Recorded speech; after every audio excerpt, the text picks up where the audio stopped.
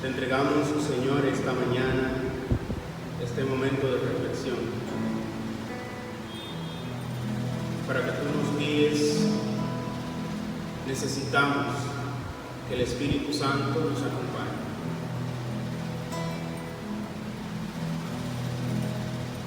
El Espíritu de Dios está en este lugar. El Espíritu de Dios se mueve en este lugar. Él nos acompaña. Está aquí para consolar. Está aquí para liberar. Está aquí para guiar. El Espíritu de Dios está aquí. Vamos a dejar que la melodía, las letras que cantamos, así mismo eleven nuestro espíritu, nuestro corazón al Señor. Por eso, cuando le cantamos a Jesús, no lo hacemos sencillamente de la boca para afuera. Lo cantamos para deleitar a otros. No cantamos porque lo sentimos en el corazón, porque sentimos que esa canción nos da paz, porque cantándole a Él estamos pidiendo que el Espíritu Santo se derrame en nuestra vida. Digamos todos: el Espíritu de Dios. Te entregamos nuestra vida, te entregamos nuestro corazón, te entregamos lo que somos, lo que tenemos, pero sobre todo, Señor, te entregamos nuestras preocupaciones, te entregamos esas cosas que nos preocupan mucho, que a veces no nos dejan tranquilos, para que en esta mañana, Señor, seas tú, con tu Espíritu Santo, con la palabra de Dios, seas tú, Señor, quien te encargue de lo que nuestras manos no pueden hacer. Te bendigo, te alabo, Jesús, en este momento. Te alabo por tu paz. Te alabo por todo lo que tú realizarás de nosotros en este día. Bendito eres, Señor. Alabado seas por siempre, Jesús. En el nombre del Padre, y del Hijo, y del Espíritu Santo.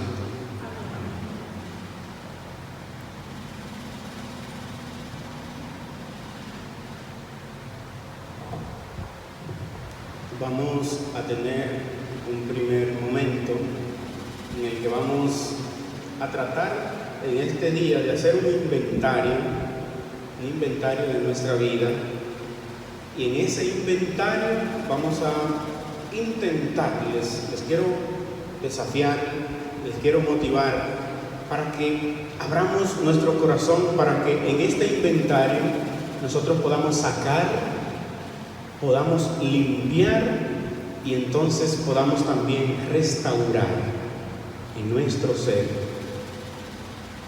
Eso conlleva hacer el esfuerzo para uno no estar pensando en otra gente, en otra persona, para uno no pensar en el esposo, en la esposa o en los hijos, uno no pensar en el que vive con usted o en su vecino. No, a veces cuando hacemos inventario y tratamos temas que tienen que ver con nosotros, estamos tentados a inmediatamente pensar: caramba, si mi esposo estuviera oyendo esto, si mi esposa estuviera oyendo esto, o si mi hija estuviera oyendo esto. Pues en este momento es el Señor que ha querido, no que sea otra persona, sino que seas tú, que podamos hacer este inventario. Yo no vine con un retiro de hojas, de mucha preparación, vamos a decir, de mucha teología. No, vamos a hacer un inventario según la Biblia. Siempre tengo como mi norte que la palabra de Dios es como lo que me ilumina en todo lo que hago. Y les invito también. Por tanto, en el inventario personal, repito, vamos a intentar sacar, limpiar y reconstruir en este tiempo de Adviento, que ya sabemos de antemano por qué la iglesia celebra año tras año este tiempo especial del Adviento. Y qué bueno que podamos sacar un espacio para retirarnos, para salir de los hogares, para salir de las oficinas y como hermanos, como comunidad de vida, venir a estar un rato con el Señor. En primer lugar, vamos a leer un texto bíblico que todos ustedes lo conocen muy bien porque, según yo pienso, es la parábola bíblica más conocida del Evangelio. Según pienso, no sé. Pero este texto se encuentra en el capítulo 10 del Evangelio según San Lucas. Lucas 10, versículos del 30 al 34. Vamos a leer esos 4 versículos. Y en estos 4 versículos vamos a intentar hacer lo que ya yo les he dicho, a revisarlos para sacar y para limpiar y para restaurar. Es la parábola que el evangelista le llama como el buen samaritano, que el Papa Francisco habla bastante. Ahora en la Fratelli Tutti también toca esta parábola y ya la ha tocado bastante. Y nosotros siempre hemos escuchado esta parábola del buen samaritano. ¿Quién no la ha escuchado? Levante la mano todo el que ha escuchado esta parábola del buen samaritano. Nos la sabemos, pero hay una trampa, porque lo que es la parábola del hijo pródigo, el buen samaritano, el granito de mostaza, que son bien conocidas, tenemos la tentación de decir, bueno, que ya yo me sé ese texto. Si toca leerlo un día, no, porque ya yo lo he escuchado tanto que ya me sé ese texto. Entonces nos blindamos para que el Señor en su palabra nos hable cada día, que esa palabra es nueva, es viva en nuestra vida. Pues vamos a escuchar este texto en el versículo 30 del capítulo 10. Los que tengan la Biblia, que puedan seguir, la pueden buscar un momentito. Vamos a leer del 30 al 34. Perdón, al 36. Son 6 versículos. Dice: un hombre bajaba de Jerusalén a Jericó. Tropezó con unos asaltantes que lo desnudaron, lo hirieron y se fueron, dejándolo medio muerto. Coincidió que bajaba por aquel camino un sacerdote y al verlo pasó de largo. Lo mismo un levita. Llegó a aquel lugar, lo vio y pasó de largo. Un samaritano que iba de camino llegó a donde estaba, lo vio y sintió compasión. Le echó aceite y vino en las heridas y se las vendó.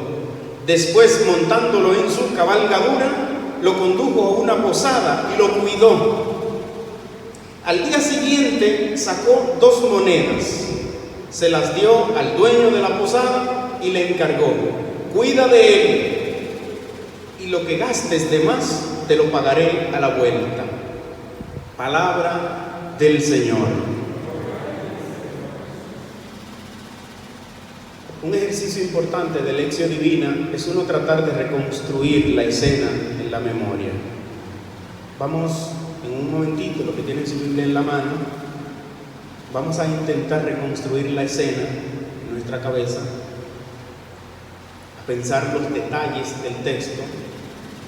Los detalles nos hablan. Ustedes saben que los detalles son parte importante del amor. El que ama siempre tiene en cuenta los detalles. Y eso pasa en las Sagradas Escrituras.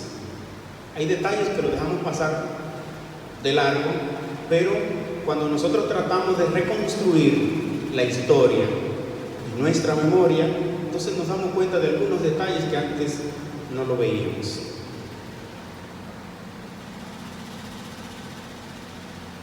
Pensemos un momentito en este hombre, no dice el nombre, un hombre que bajaba de Jerusalén a Jericó. Iba caminando. por un camino cuesta abajo. Y aparecen, de repente, se aparecen en un lugar tal vez solitario, unos ladrones que lo despojaron de sus ropas, lo hirieron y después de herirlo, lo dejaron al borde del camino medio muerto. Coincidió que bajaba también por aquel camino un sacerdote, tal vez había terminado sus oficios en el templo de Jerusalén, y al verlo dio un rodeo y siguió de largo.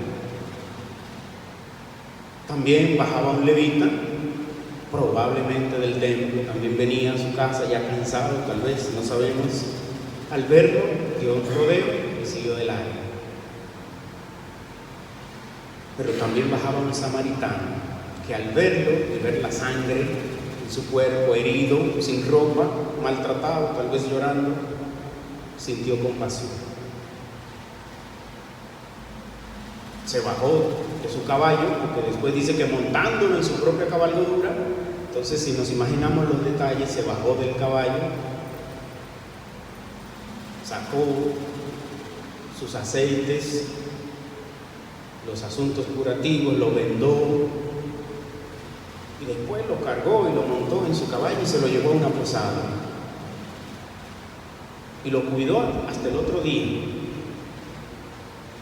Y luego, al marcharse, le da 2 denarios al dueño de la posada, 2 denarios, 2 moneditas. Le digo, mira, cuídalo, por favor. El dueño de la posada tal vez pensó, será su papá, porque ¿quién cuida de una gente tanto así? Dice, cuídalo, y si gastas algo de más, porque tendrás que llevarlo a un sitio, alguien, buscar a alguien que lo cuide bien. Si gastas algo de más, te lo pagaré a la vuelta. Me quedo con ese trozo del texto porque está en un contexto de disputa entre Jesús y los sumos sacerdotes, pero nos vamos a quedar aquí. Yo les pregunto, ¿se pudieron imaginar las escenas? ¿Sí o no? Los detalles. ¿Se saben dónde está el texto en la Biblia? Si alguien le dice, ¿dónde está la parábola del buen samaritano? Usted inmediatamente dice, ¿dónde dice? Lucas 10, versículo 30 y siguiente. Al menos uno puede decirle eso. Resalto mucho esto porque nosotros los católicos no solemos aprendernos los textos de la Biblia ubicados donde están. Entonces a veces somos como católicos que sabemos mucho de la Biblia, pero si alguien nos dice, mira, ¿dónde te dice tal texto? Entonces ahí no sabemos. Mira, llama a un evangélico, que tal vez es evangélico, o mira, llama a fulanito, llama a un sacerdote, porque ese sí, pero nosotros no nos hemos preocupado por esto, y es importante saber dónde se encuentran esos textos que a uno le marcan. Uno se lo aprende, dónde están, y entonces vamos a pedir a Dios para que esta lectura hoy nos marque, que no vamos a hablar de otra cosa. Pues bien, iniciemos. Hasta ahora estamos introduciendo el texto. Iniciemos, por favor. Hay un antiguo método de interpretación bíblica, hay varios métodos, pero uno muy antiguo es identificando los personajes del texto y buscando que esos personajes hablen a nosotros. Entonces, hay otros textos, hay otras formas de interpretar la Sagrada Escritura. Ahora, yo quiero que los interpretemos entre todos, buscando estos personajes, y después yo puedo decir, yo me identifico con ese personaje y tengo que limpiar tal cosa, tengo que sacar de mi vida tal cosa, tengo que restaurar tal cosa para vivir bien el Adviento. ¿Se entiende más o menos el esquema que queremos llevar? El primer personaje que encontramos en la Biblia, en este texto, ¿cuál sería? El hombre que bajaba de Jerusalén a Jericó. Y que este hombre, ¿qué le pasó en el camino? Fue asaltado. Por tanto, le vamos a poner a este personaje el nombre de que él se llama la víctima. ¿Cómo se llama el primer personaje? La víctima. Vamos a llamarle así, víctima de un asalto. Hay un segundo personaje de este texto que que podríamos identificar que fueron los asaltantes. A este le vamos a llamar los ladrones. Primer personaje, la víctima. Segundo, los ladrones, para los que quieren llevar algún tipo de notas. El tercer personaje que encontramos, ¿quién sería entonces? El sacerdote. Y como el levita hizo exactamente lo mismo, lo vamos a ubicar a los dos juntos. Por tanto, le vamos a llamar al sacerdote y el levita los siempre ocupados. El tercer personaje van a ser los que están siempre ocupados. Interesante. Primero la víctima, segundo los ladrones, tercero los siempre. Pero también fue por aquel camino un samaritano que hizo una cosa totalmente distinta a los que están siempre ocupados. Entonces el samaritano, bueno, al cuarto personaje le vamos a llamar así exactamente, el buen samaritano, buen samaritano. Y hay un personaje que a mí me encanta bastante y que casi no lo tomamos en cuenta. Nosotros los sacerdotes, cuando predicamos el texto, los predicadores, casi no hablamos mucho del dueño de la posada. Casi no se habla mucho del posadero, que así le vamos a llamar al quinto. El posadero, el dueño de la posada. Se lo aprendieron los cinco. Vamos a ver. Primero, la víctima. Segundo, ladrones. Tercero, los siempre ocupados. Cuarto, el buen samaritano. Y por último, el posadero. Ya estamos bien ubicaditos. Pues meditemos ahora sobre este personaje que se llama la víctima. La víctima bajaba de Jerusalén a Jericó. En esta cuesta abajo, imagínense caminos solitarios posiblemente. Imagínense un país de inseguridad social, un país que está invadido por un imperio extranjero, por los romanos. Y en estos países donde se dan las invasiones, se da un tema interesante, y es que todo lo que se produce es para llevarlo para el imperio. Entonces los judíos tenían que trabajar muchísimo para pagar impuestos, y cada vez más impuestos, más altos, y muchos impuestos, y eso iba haciendo más pobreza en ese país. Y mientras más pobreza hay en un país, hay menos oportunidades. Y mientras menos oportunidades hay, más violencia, por tanto, más inseguridad, el saqueo, la gente buscando vivir como del lugar. Entonces nos imaginamos estas personas en un ambiente de inseguridad social, diferente a nuestro país, ¿verdad que sí? Entonces, este hombre posiblemente bajaba de Jerusalén a Jericó, inseguro, mirando mucho para atrás, como hacemos cuando nos toca caminar un ratito solo, o hay que pasar una pared en una acera. ¿Cómo usted va caminando? Va caminando moca, ¿verdad que sí? Usted va caminando porque fácilmente se para un motorista y le quita lo que tiene o le da un fuetazo. El hecho es que este hombre fue víctima de unos ladrones. Cuando nosotros pensamos en esta palabrita, víctima, es posible que tengamos que pensar en nosotros mismos. Es probable que tengamos que pensar en nuestros hijos. Es probable que tengamos que pensar en un hermano o una hermana nuestra, en nuestros adolescentes. Cuando hablamos de esta palabrita, víctima, y nos damos cuenta que a nuestro alrededor realmente hay muchas personas que son víctimas, o posiblemente muchos de nosotros fuimos víctimas de algo o de alguien en cualquier momento histórico de nuestra vida. Entonces, eso de ser víctima es un dato real en nuestro ambiente familiar, en nuestro ambiente social, en nuestro ambiente en el que nos criamos, en un ambiente escolar, por ejemplo, donde están nuestros niños. Es un espacio para que también los niños sean víctimas de abusos sean víctimas de maltratos, sean víctimas, ahora mucho más, el ciberbullying, por ejemplo. Nuestros pequeños son víctimas. Nuestros jóvenes también viven esta condición de víctima. Jóvenes que se van a estudiar y pierden sueño y pierden su todo. Y después que se gradúan, entonces a vivir el gran trauma porque no hay oportunidades, porque no encuentran qué hacer. Dios mío, ¿para qué estudié tanto? ¿Para qué me fajé a estudiar? Si voy a una entrevista, si llevo currículum, si voy a tal sitio y no encuentro ninguna oportunidad. También los jóvenes son víctimas de un sistema de falta de oportunidades para nuestros jóvenes. Cuando pensamos en esta palabra víctima, nos damos cuenta que no es un término abstracto que anda por allá arriba. No, es que también eso viene directamente a nosotros. En algún momento de nuestra historia personal, uno ha sido víctima de algún tipo de maltrato. Pensemos en tantas mujeres.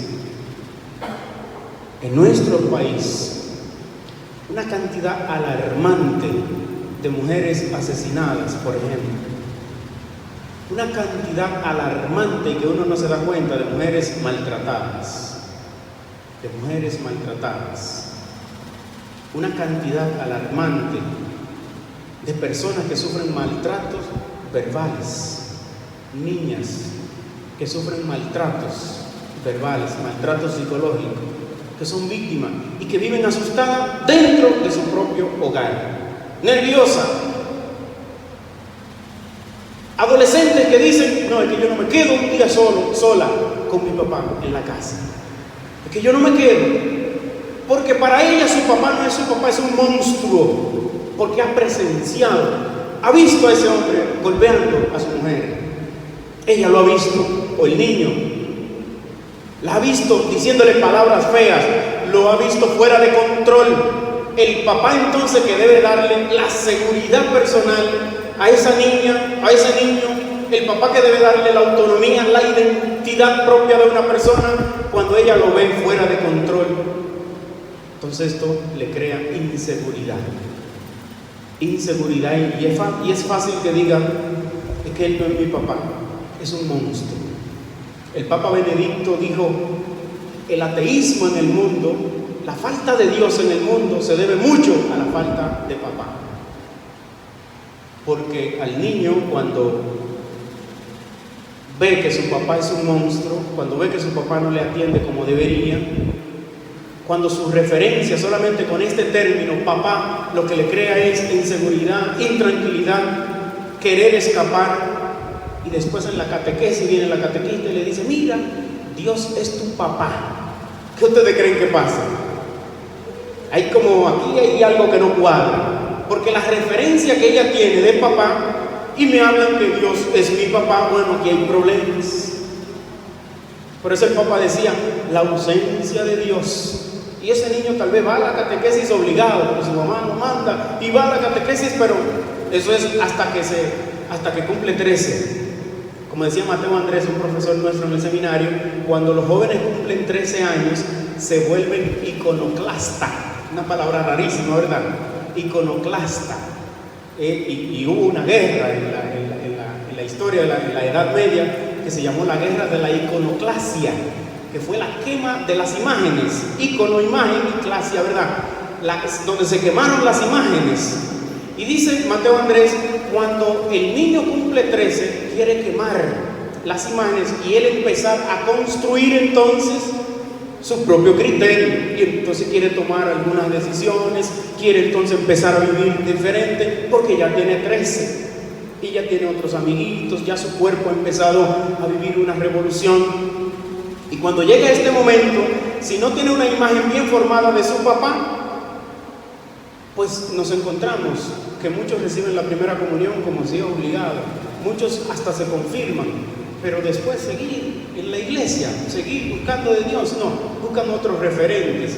Y desde que se van a la universidad o se van al colegio, entonces allí otras cosas le llaman más la atención que le digan que Dios es mi papá. Otras cosas le llaman mucho más la atención. Hermanos, hermanas, la condición de víctima no podemos verla como que es algo por allá lejano, la hemos vivido. Y repito, posiblemente algunos de nosotros también en algún momento de la historia vivimos y pasamos por ser víctima de alguien que se puede llamar ladrón. De alguien que se puede llamar ladrón. Ahora bien, la víctima tiene una segunda dimensión, porque hay gente que realmente son víctimas o fueron víctimas en algún momento. Pero hay otras personas que no es que fueron víctimas, es que se hacen siempre la víctima, como un mecanismo de defensa para vivir. Y no sé si ustedes han conocido a alguien así. Esa persona siempre se hace la víctima. Y es un modus vivendi, hacerse siempre la víctima. Manipula haciéndose la víctima. Y manipula al otro. Y hay gente que dice, no, porque él siempre se hace la víctima. Ahorita llega haciéndose la víctima. Siempre ustedes lo van a buscar que se hace la víctima. Entonces aquí, cuando hablamos de víctima, hay gente que realmente han sido víctimas, pero hay otros que viven haciéndose la víctima. Vamos a dejar ese personaje ahí a un ladito, vamos a dejarlo para que pasemos al segundo personaje. ¿Están de acuerdo? Si levantan el pulgar, es que yo sé que podemos pasar al segundo personaje. Muy bien, ¿cómo se llama el segundo personaje? Los asaltantes, atracantes, que le hemos llamado ladrones. Vamos a pensar brevemente, ¿quién es ladrón? ¿Qué viene a mi memoria cuando se me dice ladrón? O cuando mencionamos esta palabrita ladrón. Inmediatamente pensamos, usted sabe lo que es eso, ¿verdad? En alguien que roba. Eso es un ladrón. ¿Qué dice Lucas que es un ladrón? Si nos quedamos en el contexto aquí de Lucas, dice tres cosas. Les recuerdo el tema de los detalles. Vamos a ver. Lucas dice que los ladrones lo despojaron de sus vestiduras. Lo despojaron de su vestidura. Eso fue lo primero que hicieron. Después lo hirieron, lo apalearon, lo golpearon. Dos cosas. Entonces el ladrón, según Lucas, despoja de las vestiduras, apalea, da golpes. Y tercero, lo dejaron al borde del camino medio. Eso hicieron los ladrones. Es probable, y pasa conmigo, cada vez que reflexiono este texto, entonces yo me digo tantas veces que yo he sido un ladrón, que tengo que irme a confesar. El ladrón despoja de las vestiduras. ¿Qué significa la ropa en la Biblia? ¿Qué significa las vestiduras en la Biblia? ¿Qué sucedió cuando el primer hombre y la primera mujer pecaron? Se dieron cuenta que estaban desnudos y entonces buscaron taparse, porque la ropa entonces va a significar la dignidad humana. ¿Qué sucedió con el hijo pródigo? ¿Qué fue lo primero que dijo el papá cuando vio a ese muchacho casi en cuero que venía? Dice, vístanlo, inmediatamente vístanlo, porque este muchacho, aunque me mató, porque el muchacho cuando dijo, denme la parte que me toca, pidió la herencia con él vivo.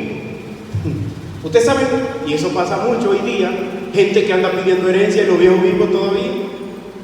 Y que peleándose por un solar, no, porque ese pedacito, y ya quiere vender el pedazo que le toca, y todavía los hijos están vivos, lo están matando. Eso fue lo que hizo este muchacho. Y el papá, aunque él me haya matado vivo, vístanlo, porque no ha perdido su dignidad humana. Se ha manchado la dignidad humana, él la manchó con el pecado.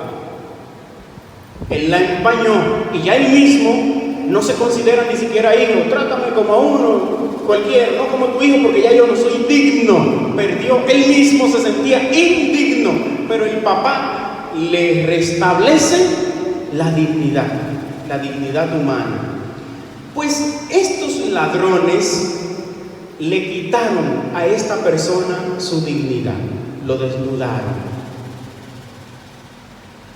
Miren, si analizamos las veces en que en nuestros hogares, en nuestra casa, volvemos a seres queridos, gente que vive con nosotros, a veces hasta a nuestros padres. Hay gente que maltrata verbalmente a su mamá de una manera que la deja sin dignidad. gente que pierde la paciencia con su abuelito, con su abuelita, tan fácil, que fácilmente le quita la dignidad en esta época histórica especial en que viven los abuelos, ya a su edad, a su edad. Hay veces que la salida más fácil de un pleito entre la pareja es despojándolo de su dignidad. Saber dónde está la herida para volver a abrir la herida de nuevo y quitarle la dignidad a esta persona, premeditado, con pique, con ira, con alevosía, y ojalá que pueda tumbarlo y dejarlo medio muerto al borde del camino. Ustedes saben que los peleadores, cuando uno ve una película de pelea, por ejemplo, ¿qué hace el más inteligente? Que se enfajan dos a tirarse patadas, puñetazos. El que es más sabio no empieza tirando. El que es más sabio empieza a observar los movimientos del otro, ¿se dan cuenta? Y observando los movimientos del otro empieza a buscar dónde hay alguna debilidad en el otro. Ah, pero miren, aquel movimiento se da cuenta que tiene un golpe en la rodilla izquierda. Porque cuando tira de ese lado, entonces hay algo que falsea. ¿Dónde ustedes creen que él va a intentar dar su primera patada? Es donde él tenga una debilidad. Eso hace el demonio. Eso hace el demonio contigo y conmigo. Pues los ladrones también hacen eso. A veces es en el mismo hogar, cuando empezamos a buscar una debilidad en la otra persona, y a veces que tiene que ver con la dignidad humana, y nuestra forma de salir de ese momento es despojándolo de su dignidad. Entonces, hace falta, hermanos, hermanas, la pregunta: yo soy un ladrón por no controlarme, porque no me controlo, porque es que yo no tengo el control propio. Y a veces, no pudiendo tener la razón o ganar la razón, entonces saco la espada fuerte de quitar la dignidad al otro y dejarlo, apalearlo con mis palabras, herirlo nuevamente, herirla nuevamente, hasta que quede tirado al borde del camino, dice la Biblia, casi muerto, casi muerto. Y la forma de uno mantener esa hegemonía es entonces siendo un ladrón. Y el término ladrón va muy bien, porque he robado la paz, he robado la tranquilidad, he robado el ser alegre de esa persona, he robado o he dañado gente que quita la dignidad, por ejemplo, de otra pareja, o de otra familia, o de un joven, o de una joven. He sido un ladrón.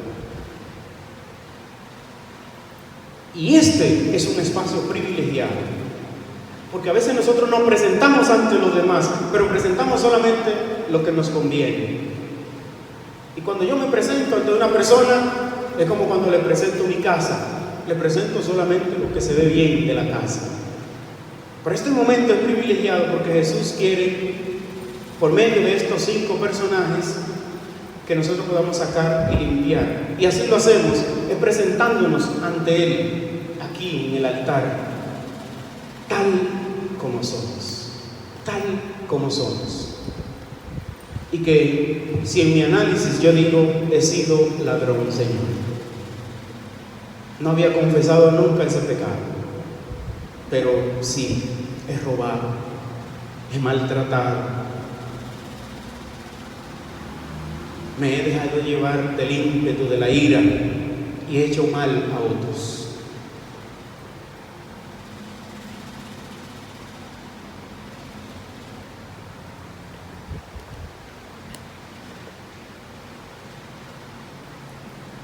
Ser víctima, ser ladrón, 2 componentes muy distintos, pero que en nuestra vida no escapan. Pasemos, entonces, yo no quiero que se me duerman, se me están durmiendo. Yo no quiero que se me duerman.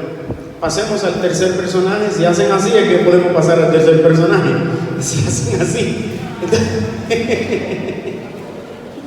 Muy bien. El tercer personaje, decíamos, ¿cómo se llama el tercer personaje? Los siempre ocupados.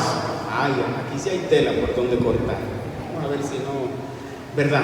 Los siempre ocupados, hermanos. Y siempre que he hablado de este personaje, tengo que hablar mucho de mí. Tengo que hablar mucho de mí. Los siempre ocupados. El sacerdote, cuando vemos a este hombre sacerdote encargado de realizar los oficios litúrgicos en el templo de Jerusalén, no nos salgamos del contexto judío. El sacerdote está para una cosa.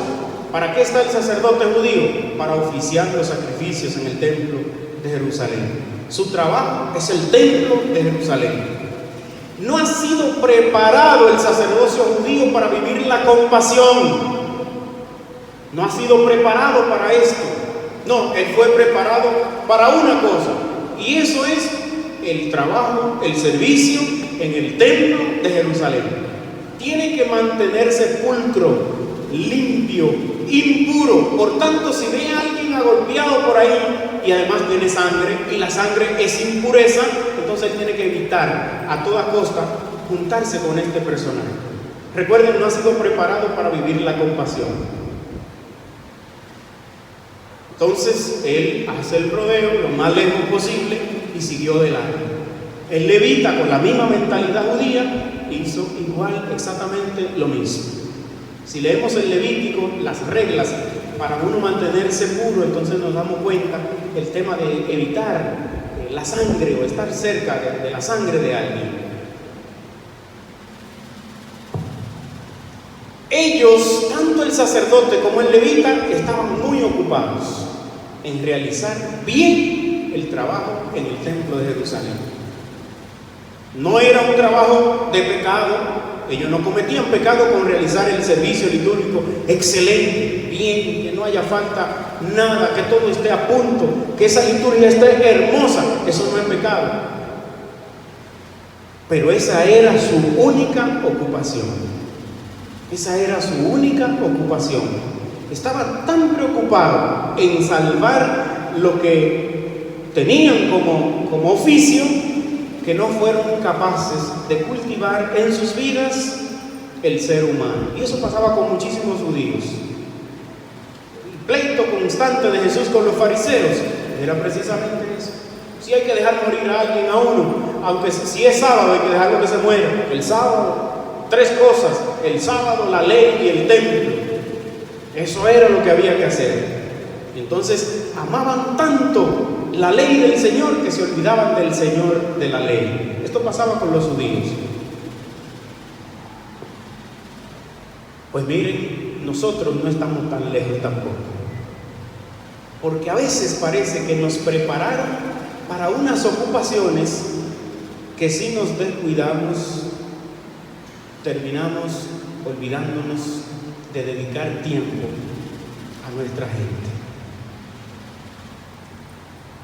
A veces emprendemos algunos proyectos que son buenísimos, pero fácilmente terminamos olvidándonos de los seres queridos, de que hay gente al lado de nosotros que a veces está tirada al borde del camino. Ustedes saben quiénes eran los que estaban al borde del camino y que a veces llamaban: Jesús, ten compasión de nosotros. Y al borde del camino, todo el mundo pasaba, pero al borde del camino estaban los enfermos, los que no estaban firmes. La palabra enfermo, que viene de infirmus, el que no está firme significa en latín. Y hay tanta gente a veces así al lado nuestro, pero nosotros estamos ocupados en otra cosa. En una ocasión hablaba con unos jóvenes de mi comunidad de Escoge, y entonces después alguien decía: wow, me doy cuenta que la universidad me ocupó tanto que no me di cuenta las veces que mi mamá me ha reclamado presencia. La universidad, esa tesis, me ocupó tanto que a veces mi mamá iba como a ver, y yo de la universidad trancaba ese cuarto trancado, estudiando, chateando, preparando, viendo películas, todo en el cuarto. Ocupado siempre en un proyecto. La persona que emprende un proyecto porque quiere echar su familia adelante. Y tengo un negocio nuevo, hay un negocio nuevo. Entonces me ocupo tanto en ese negocio que pierdo de vista que a veces hay un hijo, que hay una hija, que hay un familiar querido que está tirado al borde del camino. Pero yo estoy ocupado en mi negocio. Yo estoy ocupado en lo que quiero lograr. Yo estoy ocupado porque quiero comprar un carro. Estoy muy ocupado en esto. Porque quiero salir bien. Estoy muy ocupado. Yo les decía que hablaba mucho de mí porque mis familiares, mis hermanos y mis primos, no viven en Yamasá casi ninguno, sino que todos están en los Alcarrizos. Entonces los padres míos sí están en Yamasá y semanalmente me voy a donde mis padres y es incluso como más fácil. Pero cuando era seminarista, que tenía una conexión tan fuerte de mucha visita y muchas cosas, después de sacerdote, una cuñada me puso un mensajito por WhatsApp y me dijo: padre, también nosotros somos suyos, también nosotros somos de usted.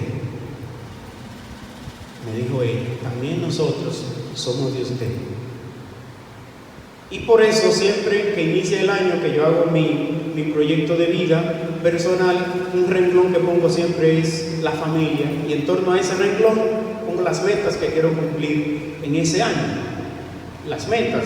En Schoenstatt trabajamos mucho el tema del pregustar lo que vamos a hacer, que es poner las metas y después evaluarlas y ponernos calificación nosotros mismos. La familia también son de nosotros. La familia también es nuestra. A veces puede pasar contigo que está tan ocupado que no ha tomado las señales de un hijo o de una hija que te está reclamando tiempo, que tiene problemas. En una ocasión me decía una estudiante, que daba un retiro para estudiantes, y me decía: con mi papá no puedo hablar con mi papá.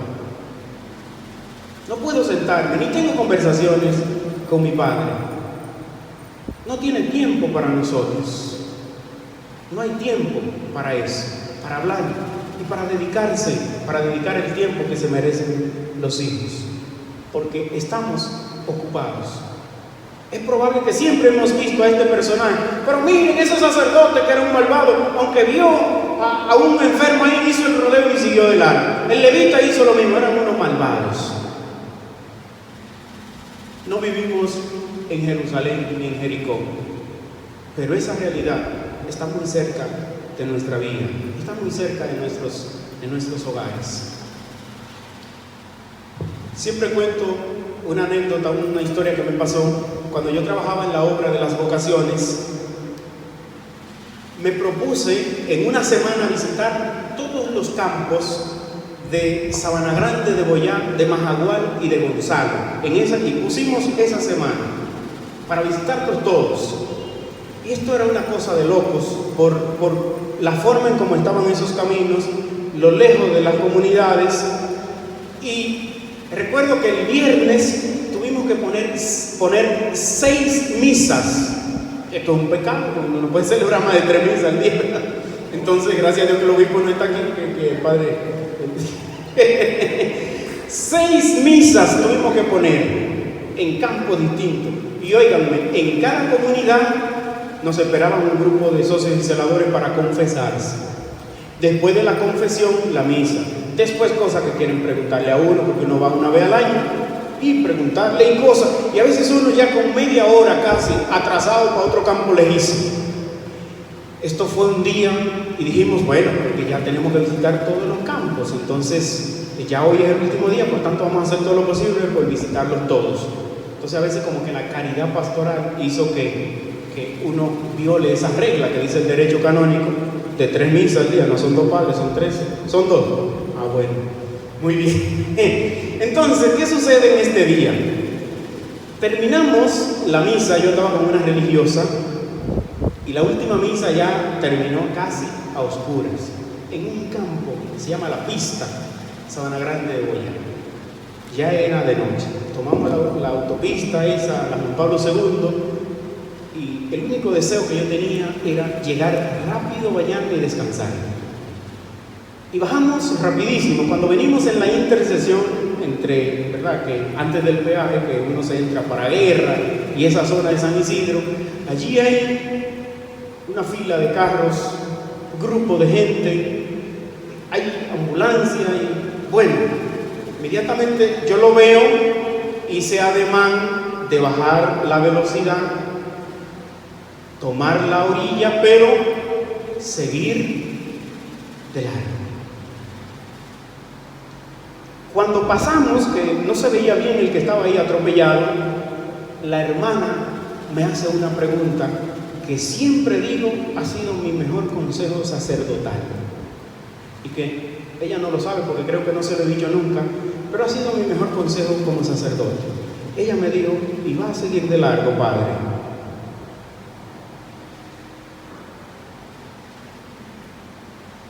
No le dije ni una palabra, que puede ser un hermano mío, puede ser alguien familiar mío que esté ahí, o no importa que no sea familiar, que es un ser humano que está ahí tirado. Y hay mucha gente ahí que tal vez iban cansados como yo, pero no, yo estaba ocupado en llegar a mi casa. Y además no podía coger la Kennedy derecho, sino que tenía que venir para acá a esta zona a traerle hermano. Esa era mi ocupación. Pero esa pregunta me detuvo. Esa pregunta: ¿va a seguir de largo, padre? Ciertamente, sin decirle nada, nos orillamos y bajamos y fuimos. Ya lo estaban subiendo en la ambulancia, era un policía que había sido atropellado. Y no hicimos algo, no, pero nos bajamos y fuimos, y estuvimos y después oramos. Antes de llegar a las Américas hicimos una oración por él, porque ya lo tenían arriba. Pero la pregunta fundamental que quiero resaltar es que esta hermana me dijo: ¿va a seguir de largo, padre? Y en otras ocasiones, camino a Yamasá, me he encontrado con personas así, que tal vez antes yo no lo pensaba igual. Y ahí vuelve y recuerdo la pregunta de la hermana, ¿cómo decía? Va a seguir de largo, padre.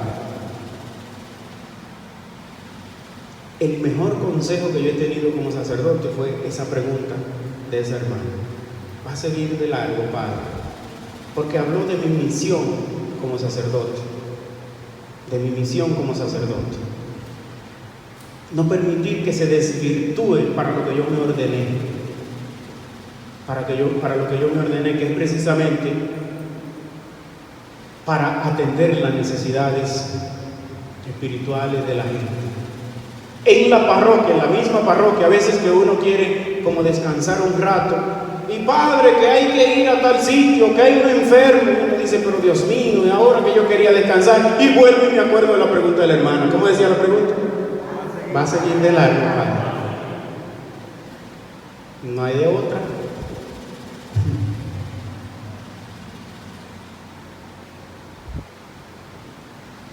Si hacemos un examen muy serio, las veces que nos la hemos pasado siguiendo de largo, haciendo el rodeo, que nos hemos dado cuenta del problema que hay en el hogar, pero decidimos seguir de largo, que lo detectamos, hay un problema serio y sabemos que eso a la larga va a traer problemas, a veces por miedo o por comodidad seguimos de largo. En una ocasión una adolescente me decía: padre, gracias a Dios que mi mamá no sabe eso. Gracias a Dios que mi mamá no se ha enterado. Y yo le decía: eso es lo que tú piensas porque eres tonta. Eso es lo que tú piensas. No subestimes a tu mamá, que ella lo sabe.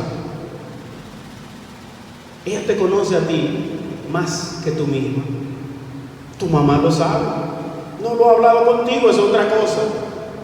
Ha estado pasando de largo, dando el rodeo a ese problema, eso es otra cosa. Pero no piense que ella no lo sabe. No, los papás normalmente lo saben. Normalmente los papás lo saben. Pero es más fácil, repito, pasar de largo, seguir de largo.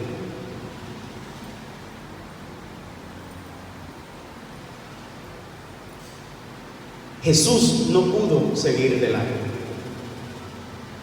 Jesús no pasó de largo, no pasa de largo a las dificultades nuestras. Jesús no sigue de largo a los problemas que nosotros tenemos. No, Jesús involucra su vida en nuestra fragilidad, en nuestra miseria. Jesús se involucra. Y como Él se involucra, nosotros que decimos somos cristianos, entonces debemos hacer el esfuerzo, estar agarrados siempre de Dios, pedir que nos ayude a discernir siempre las situaciones. Cuando uno estudia mucho a San Ignacio de Loyola, o estudia el discernimiento cristiano de Ignacio de Loyola, ese discernimiento, cuando hablan los espíritus, cuando habla el Espíritu de Dios, y que muchas veces entonces hace falta el segundo paso. El hijo pródigo, el versículo 17 del capítulo 15 de Lucas, que yo digo, ahí está el corazón de esa parábola. Una parábola que es larga, del hijo pródigo. Capítulo 15 del 13 al 35. Pero en el versículo 17 específicamente dice, y este muchacho, después de estar comiendo con los cerdos y mudando cerdos por allá en un país lejano, dice, y este muchacho recapacitó. La traducción bíblica varía, en algunas Biblias dicen entró en sí, otras Biblias dicen reflexionó, como en el caso de la Biblia de Jerusalén, dice reflexionó, entró en sí, recapacitó, pero después de eso hace falta dar el paso. Este momento de retiro obligatoriamente tiene que llevarnos a una reflexión, a entrar en sí, a pensar en mí. Pero que yo diga como este muchacho, me levantaré, volveré donde mi Padre, volveré donde mi Padre. No es solamente darse cuenta y seguir pasando de largo. No es darse cuenta que tengo una herida que nunca la he enfrentado, que tengo un trauma que he decidido vivir tapándolo. No es solamente darme cuenta que esa herida tengo que enfrentarla, tengo que sacar fuera, sacar para limpiar. No seguir de largo. Y como sigo de largo, estoy siempre maniatado, que no me supero, que siempre estoy ahí con ese aguijón, como dice Pablo. No, es enfrentarlo. A veces pasamos de largo a nosotros mismos, a nuestra propia realidad. A veces físicamente vivimos pasando de largo. Y sé que tengo un problema, pero no voy al médico después. Hay muchas mujeres que dicen, padre, que ese esposo mío que no quiere ir al médico. Y ya sabe que tiene un problema de salud, sabe que hay una dificultad, pero no quiere ir al médico. Se ha pasado su vida pasándole de largo, no enfrentando.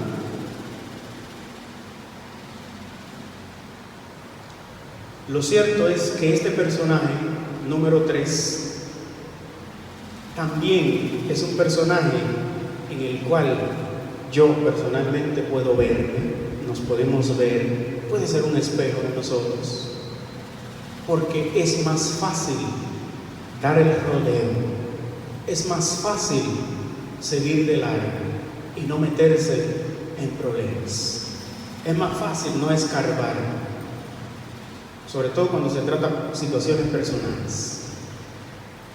Hermanos, hermanas, de acuerdo, me decía Damaris, a las 10:30 vamos a hacer una parada, pero les voy a invitar para que hagamos esta parada de ir al baño, no sé si hay una merienda por ahí, que hagamos esta parada en modo retiro. Me decía, ¿cómo ponemos el celular? Yo le decía, vamos a ponerlo en modo avión, que tal vez no se caiga.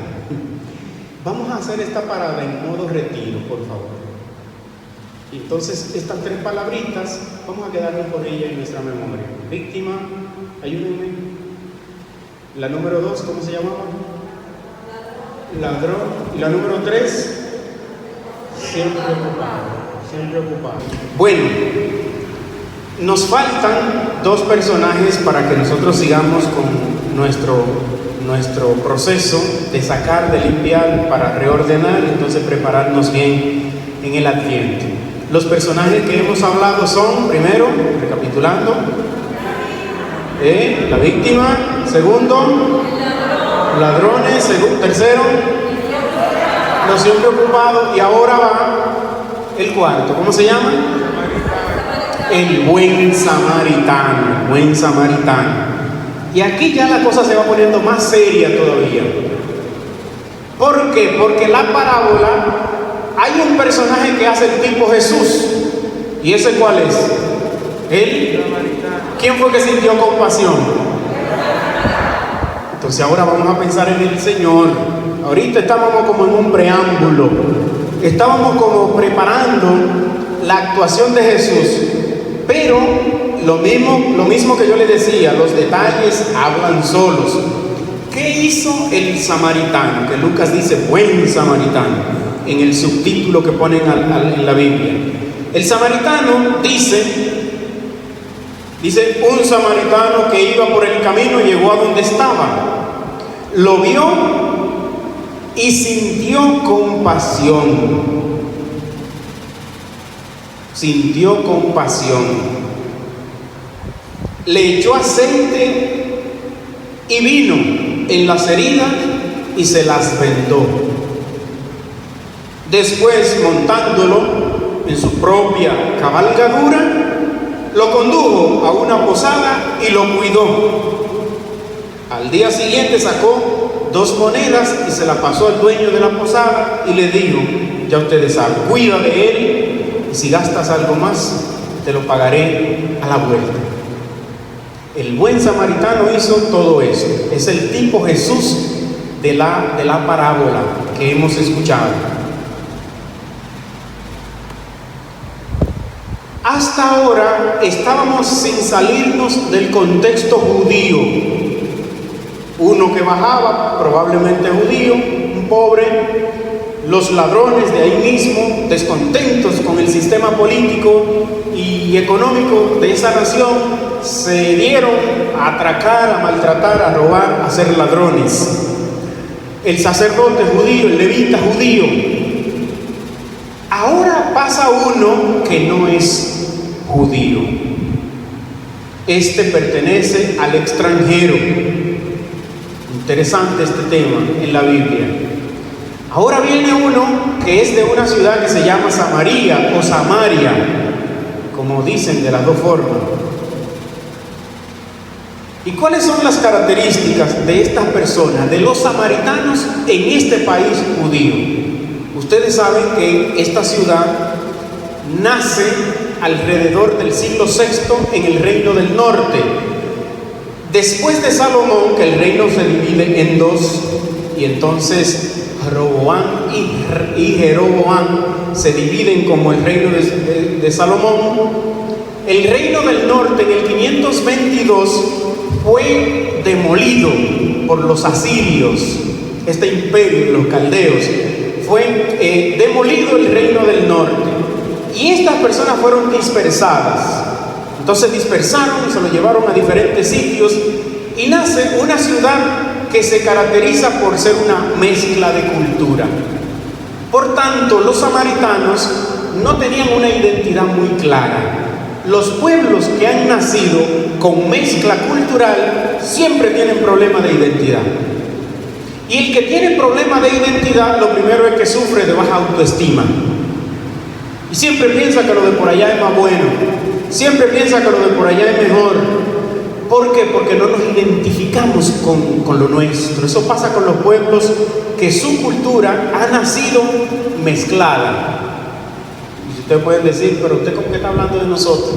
Aquí en República Dominicana también somos muy parecidos.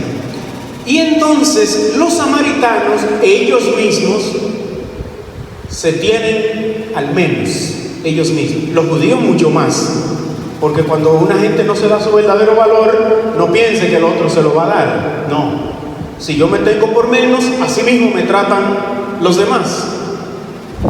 Los samaritanos son discriminados entonces. Los judíos lo ven por encima del hombro, como menos, un poquito menos, lo discriminan, los utilizan para lo que ellos quieren.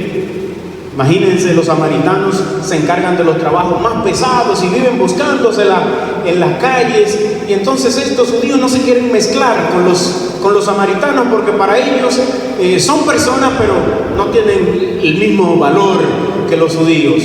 El capítulo 4 del Evangelio de Juan deja ver esta realidad cuando en el pozo de Jacob Jesús se junta con una mujer de esta raza, de Samaria, y ella le dice: pero tú que eres judío, vas a darme de beber a mí que soy samaritano. ¿Qué se entiende eso?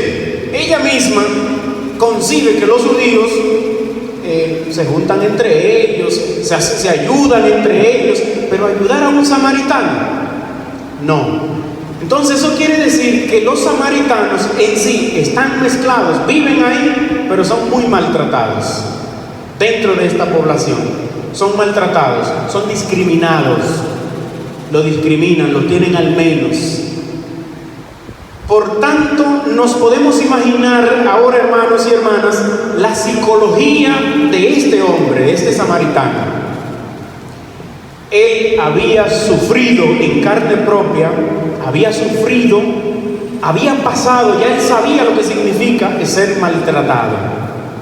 Por tanto, no es posible que alguien que sepa lo que es ser maltratado, que he sufrido, no es posible que alguien así pase de largo cuando se encuentra que una persona está sufriendo al lado suyo.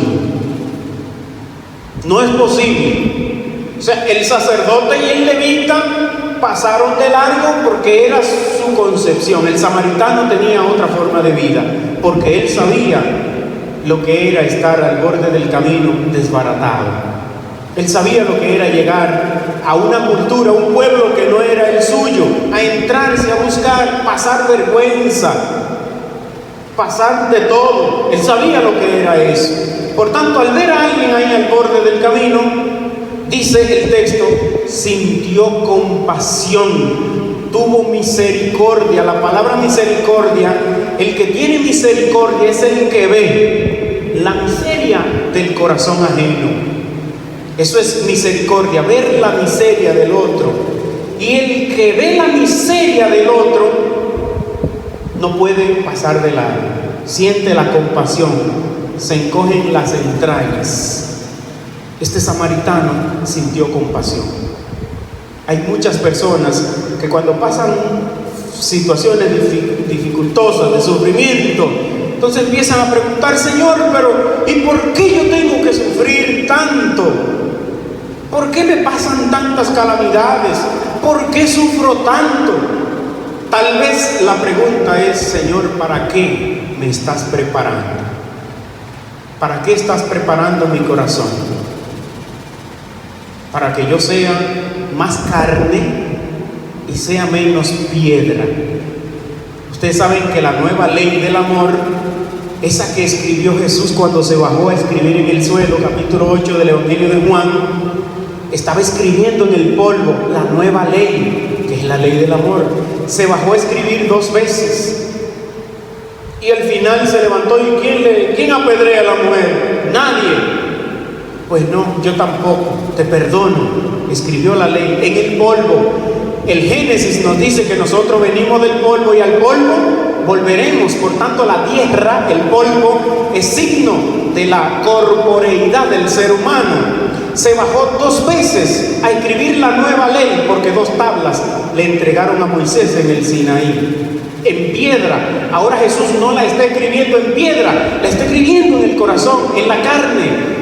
Jeremías 31:29 va a decir: escribiré mi ley en tu corazón. Y Jesús está cumpliendo esta profecía. Esa nueva ley de la carne, Él está simbolizando, está escribiendo que que ahora no se va a apedrear a una gente porque peque, porque cometa un pecado, no va a morir apedreado como pensaban los judíos. Si cometió un pecado, como la ley fue escrita en piedra, debe morir a piedra. No, la ley de Cristo ha sido escrita no en piedra, es en el corazón. Y esa ley es distinta, es la ley del amor. El que sabe amar en esta nueva ley es la persona que tiene sus ojos abiertos para no hacer rodeos a los problemas, tanto personales como de la gente de uno, de los demás. Esa persona que sabe amar se involucra y se mete en lío, como dice el Papa Francisco. Se involucra. Ya esa ley del amor ha sido escrita en los corazones. El profeta Ezequiel en el capítulo 16 dice: y voy a arrancar esa piedra de sus corazones y les voy a poner un corazón de carne, rociando un agua que va a purificar las inmundicias y las idolatrías. Y habla entonces de la persona que ama según la nueva ley de Dios. Eso sucedió con este hombre de Samaria. Jesús fue precisamente esto lo que hizo. A veces nosotros no nos queremos meter en problemas y decidimos hacer el rodeo y seguir de largo. Este hombre, bajarse de su caballo, ponerse a sanar un enfermo que había sido apaleado, él asumió esta condición.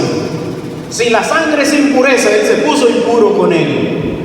Fue lo que hizo Jesús. En el capítulo 1, primero del Evangelio de Marcos, Jesús curó un leproso y los leprosos estaban apartados y nadie los tocaba. Jesús los tocó y se le quitó la lepra.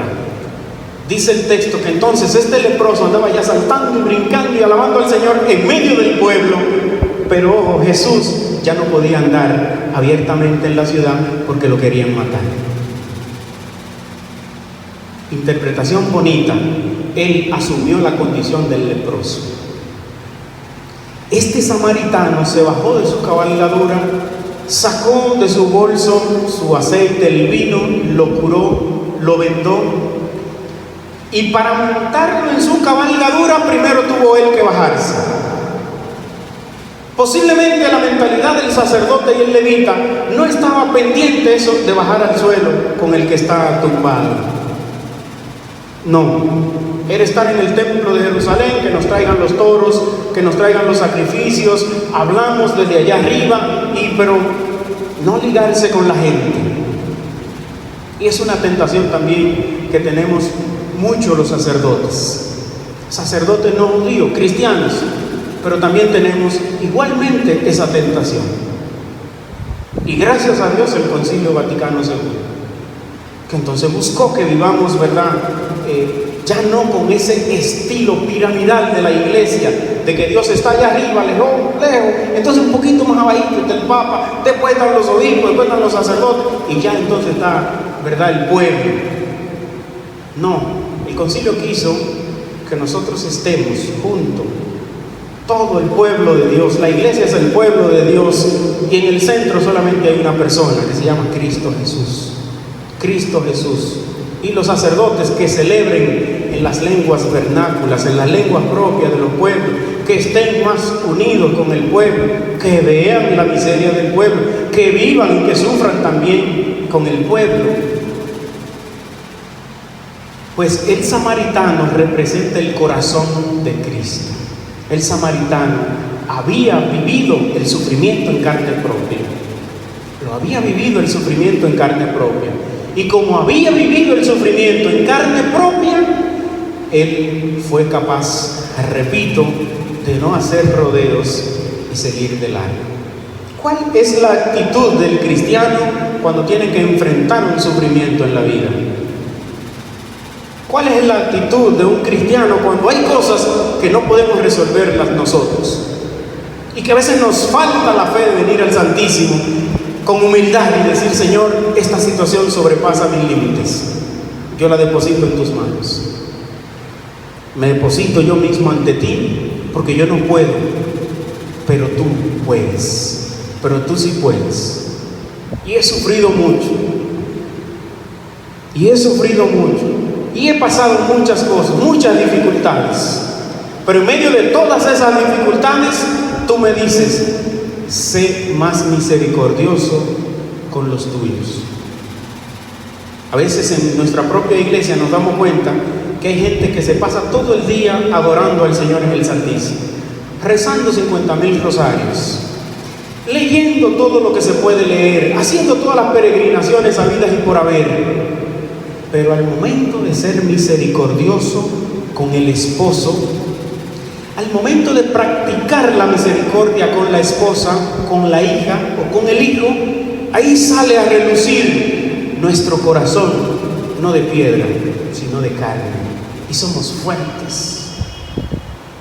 Y un corazón fuerte, un corazón que es difícil perdonar.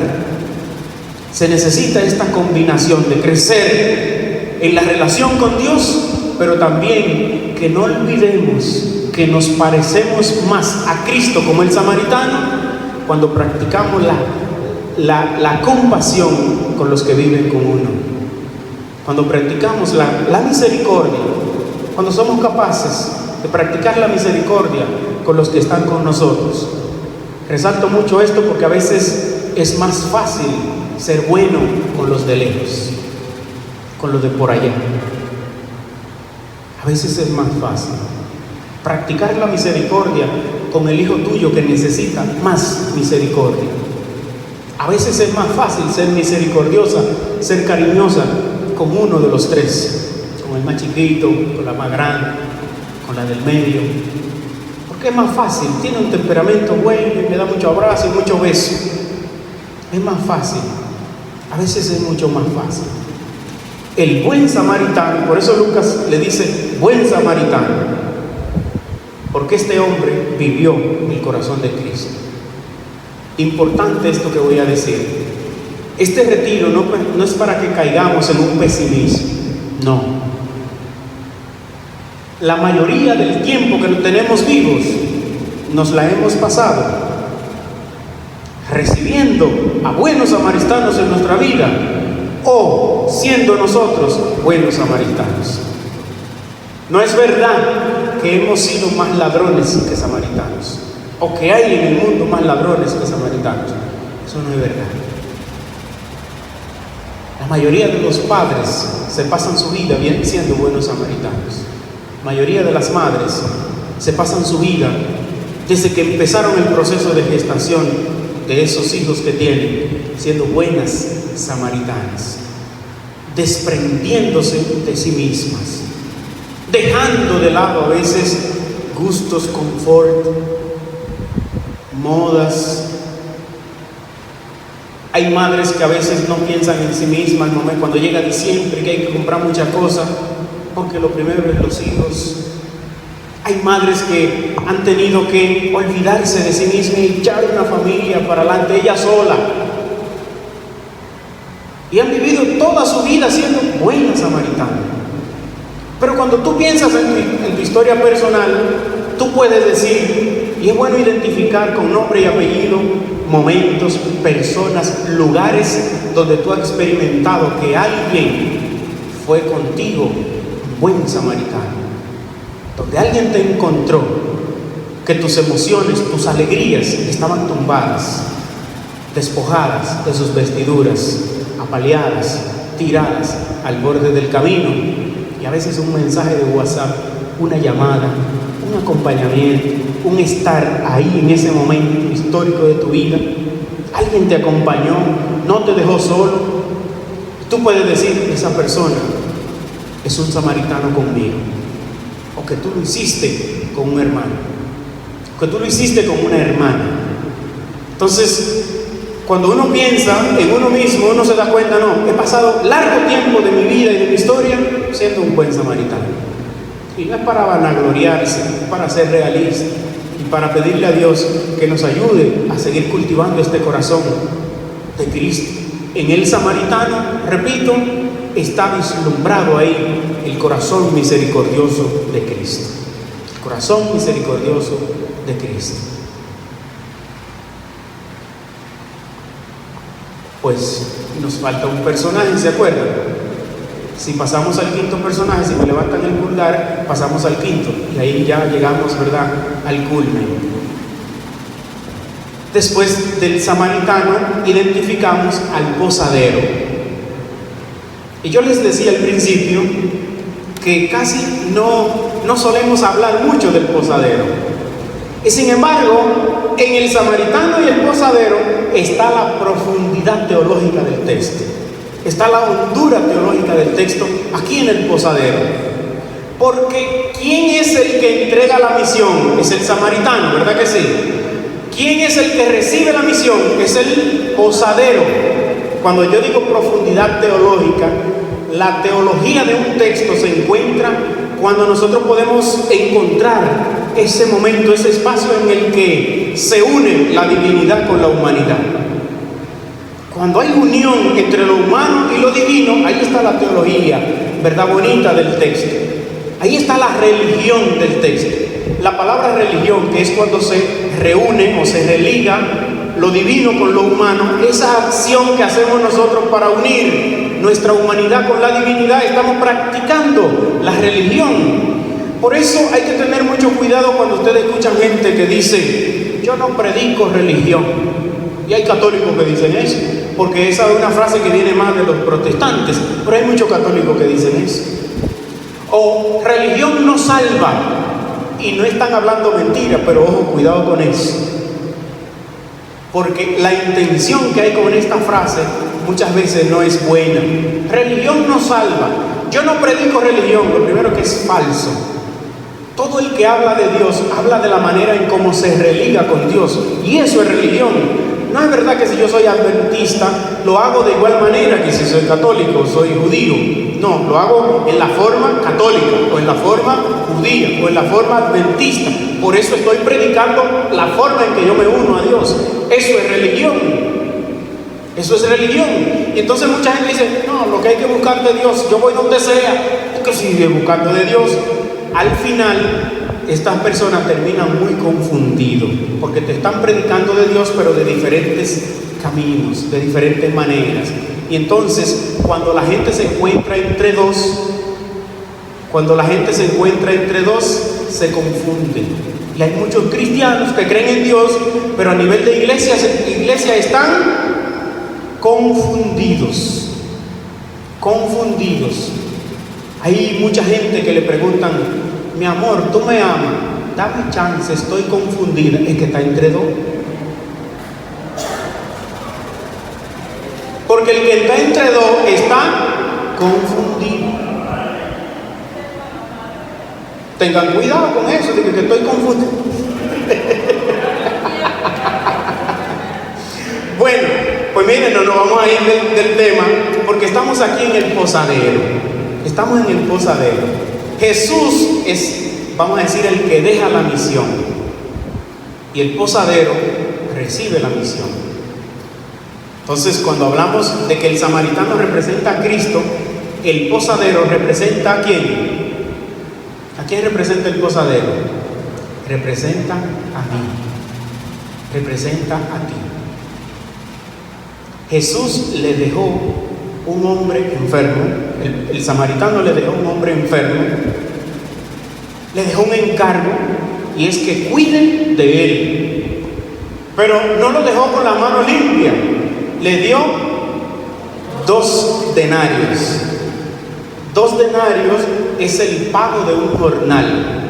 Un día de trabajo costaba 2 denarios. El pago de un jornal. Se dan cuenta que no le dejó millones o mucho dinero, no le dejó gran cosa, vamos a decir, pero le dejó 2 denarios. Y la segunda cosa que le dejó fue una promesa: que si gastas algo de más, cuando yo vuelva, te lo pagaré. Y todos nosotros en la misa decimos: estamos celebrando el gran misterio, hasta que Él vuelva. O sea que estamos esperando que Él. Y la pregunta es: ¿estás gastando algo de más? A ti no te dejaron riqueza, tal vez. No te dejaron superpoderes que tú puedas hacer un deseo, se cumplió. No te dejaron eso. pero sí te dejaron 2 denarios. Te dejaron 2 denarios. Y la gran promesa, si gastas algo de más, cuando regrese, te lo pagaré. Hermosísimo, me encanta la conclusión de estas imágenes de la parábola. Hay gente que posiblemente en la misión de su familia está gastando algo de más. En la misión de su hogar está gastando algo de más. Posiblemente. Tal vez otro, tal vez lo llevan muy bien. Se encontraron, el Señor le regaló unos hijos que no le dan ningún tipo de preocupaciones. Es una pareja hermosísima. Y aunque hay problemitas, pero como que nos sabemos llevar y sabemos resolver bien las cosas. Pero es posible que hay madres que están gastando muchas fuerzas, muchos sueños, mucha alegría,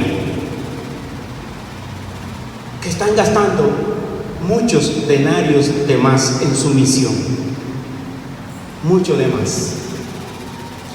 Pero eso no es vacío, hay una promesa para ti, hay una promesa, y esa promesa es que el Señor no se queda con tus lágrimas, el Señor no se queda con tu sufrimiento, no es en el vacío. El Señor no se queda con la cruz. La promesa es que cuando Él vuelva, te lo pagará. Entonces hay que dejar de hablar de calamidad, de sufrimiento, de desgracia. No, hay que hablar de misión, de cruz, de misión. Es la misión que yo tengo. Si tengo esta convicción firme, que cuando Él vuelva, me lo pagará. No en vano Jesús pidió a sus discípulos en el sermón de la montaña ser mejores, ir un poquito más allá. No fue en vano. Y Jesús les exigió ser mejores que los judíos y que los antepasados. Incluso en el capítulo 5, Él va a decir: cuando a ti te obliguen a caminar 1 milla, camínale 2, va a decir Jesús. Da un poquito más. Si te obligan 1 milla, 2, camínale 2.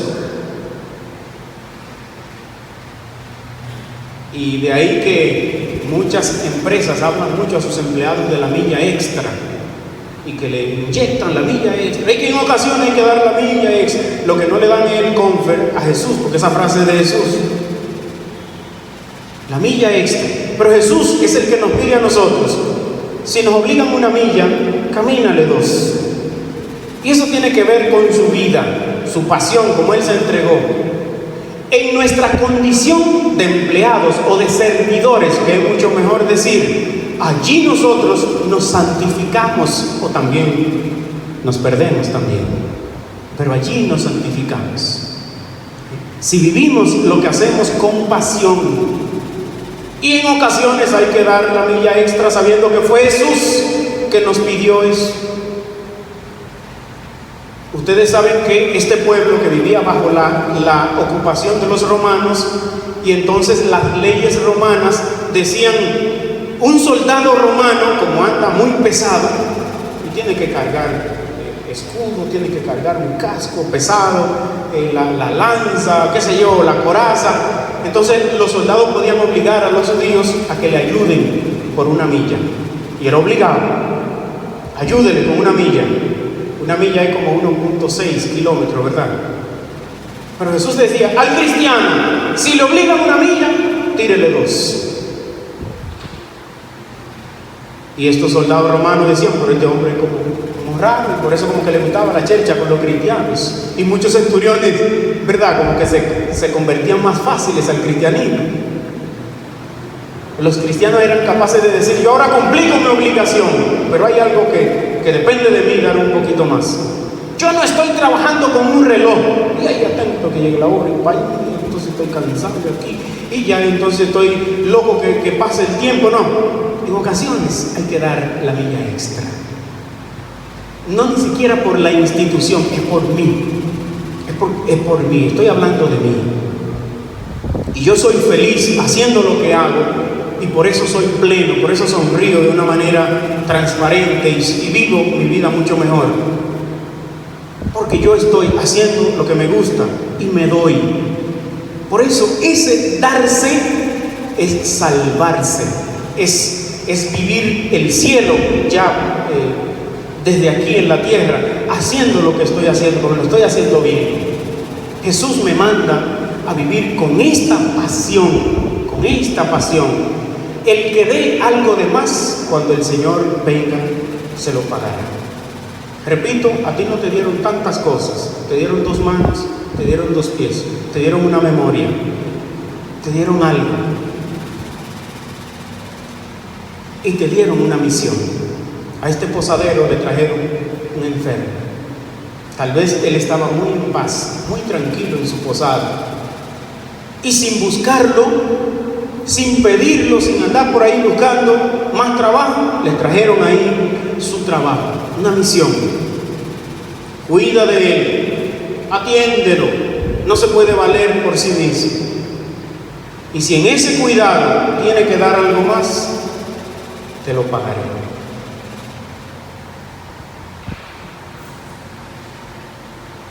En una ocasión, para ir concluyendo, pasar al momento de uno mismo y confesarse, en una ocasión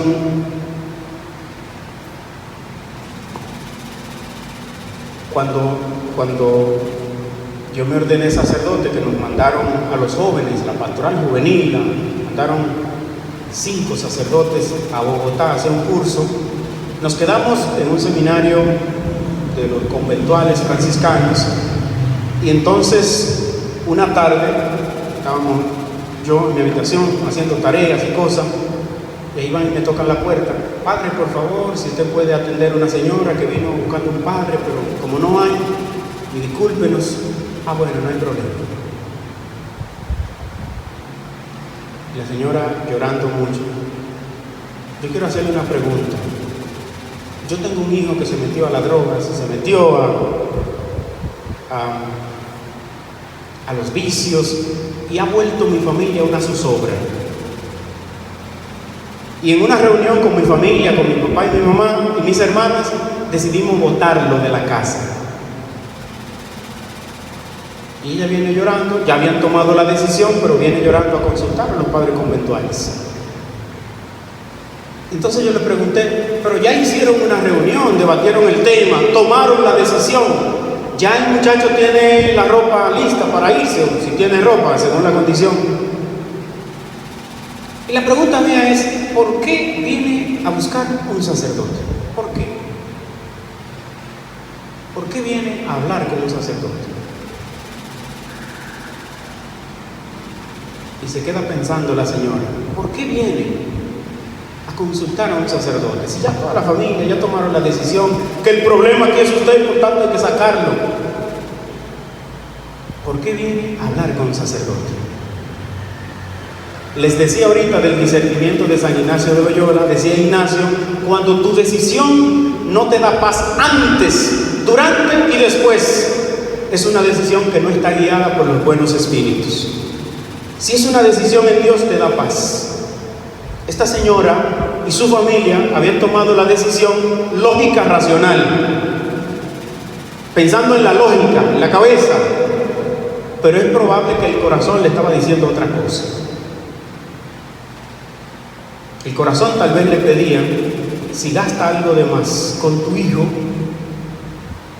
con ese que te pone en zozobra, si gastas algo de más, el Señor te lo pagará. Si renuncias a esa misión, renuncias también a tu paz. Y a eso ella le tenía miedo. A eso le tenía miedo. El posadero eres tú. El posadero soy yo. El posadero soy yo.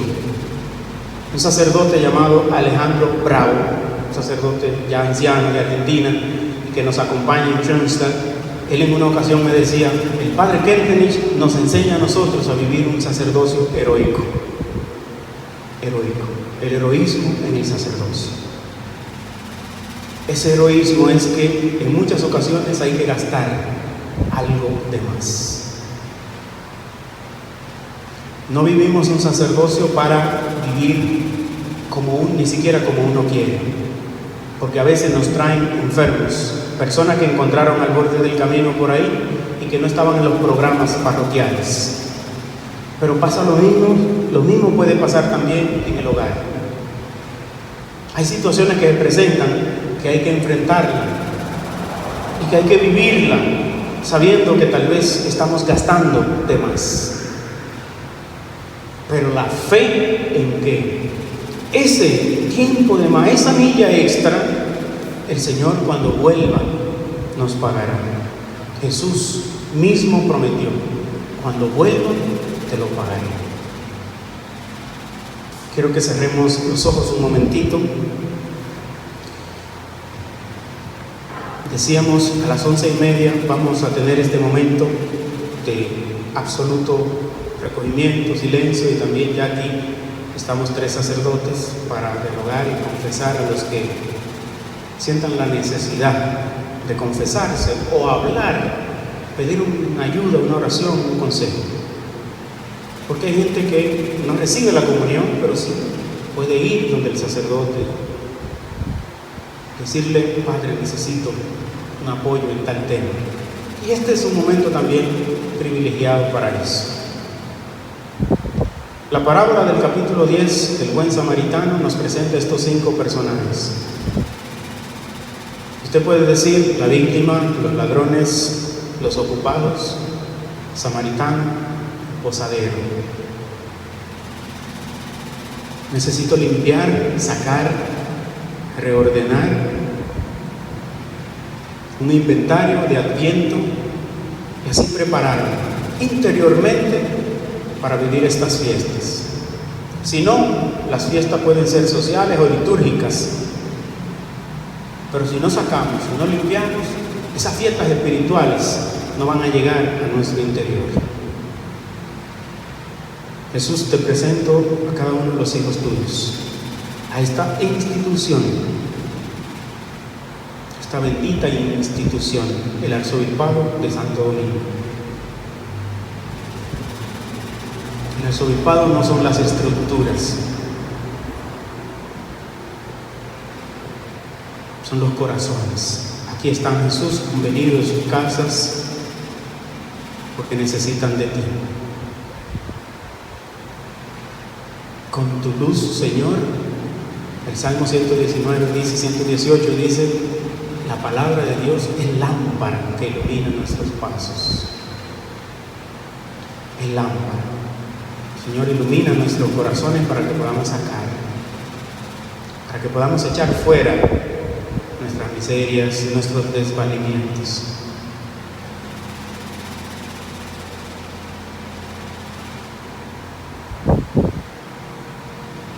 Gloria al Padre, al Hijo y al Espíritu Santo, como era en el principio, ahora y siempre, por los siglos de los siglos.